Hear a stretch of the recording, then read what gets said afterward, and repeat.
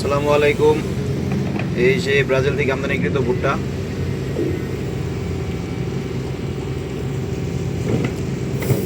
ভুট্টায়ও মোটামুটি ভালো পরিমাণ ডাস্ট। এই যে দেখছেন কি পরিমাণ ডাস্ট উঠছে, বাতাস প্রচণ্ড, ওই ডাস্টও উঠছে। আর ভুট্টাগুলো কিন্তু আপনার গমের মতো করে একইভাবে প্রসেস করা হয়।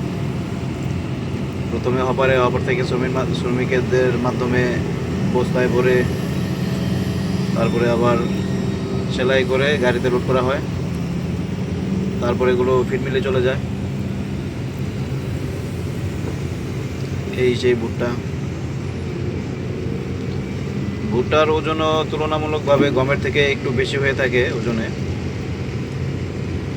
গম যেখানে আমাদের প্যাকেটে 1 টন বা তারও কম ধারণ ক্ষমতা, কিন্তু ভুট্টা আবার মোটামুটি 1500 কেজি, 1.5 টন বা 1200 কেজি আর কি, সর্বনিম্ন নিম্ন এরকম ধরে থাকে।